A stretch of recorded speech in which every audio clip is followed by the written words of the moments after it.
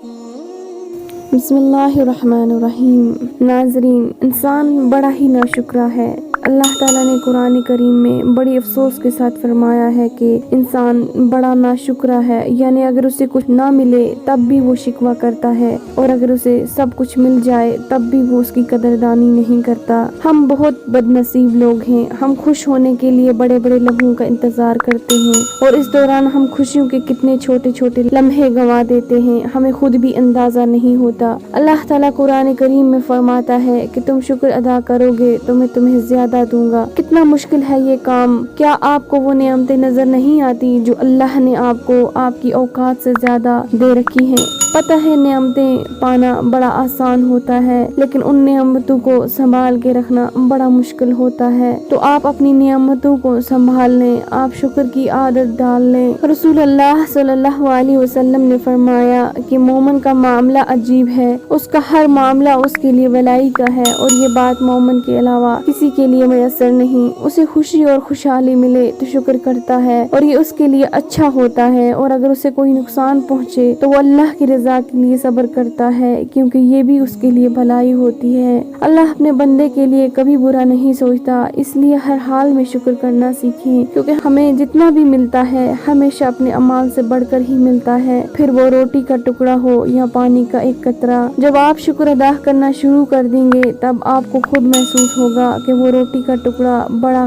کھیت بن گیا ہے، اور پانی کا قطرہ بھی اب قطرہ نہیں رہا، سمندر بن گیا ہے۔ ناظرین، جن سے اللہ ناراض ہوتا ہے تو پھر وہ ان کی پرواہ کرنا چھوڑ دیتا ہے، انہیں اپنے قریب کرنے، اپنے قریب لانے کے مواقع فراہم کرنا چھوڑ دیتا ہے۔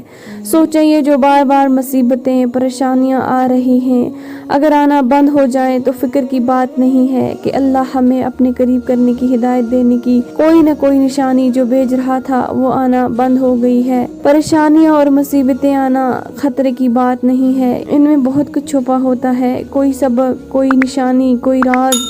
خطرے کی بات تو یہ ہے کہ اللہ آپ سے تعلق توڑ لے، خطرے کی بات تو یہ ہے کہ وہ آپ کو دنیا میں گم ہونے دے، خطرے کی بات تو یہ ہے کہ کبھی کوئی پریشانی ہی نہ آئے اور یوں بالآخر آپ اللہ سے تعلق کو اہم نہ سمجھیں۔ خطرے کی بات تو یہ ہے کہ آپ اپنے حقیقی وجود، اپنی روح کو بھول بیٹھیں اور اس کی نشو و نما کی پرواہ کرنا چھوڑ دیں۔ خطرے کی بات تو یہ ہے روح سے اس کا سب سے اہم تعلق چھین لے، اللہ سے جڑے رہنے کا تعلق، اور آپ کو علم بھی نہ ہو اور تم ان لوگوں کی طرح نہ ہو جانا جنہوں نے اللہ کو بھلا دیا تو اللہ نے انہیں اپنے آپ سے غافل کر دیا۔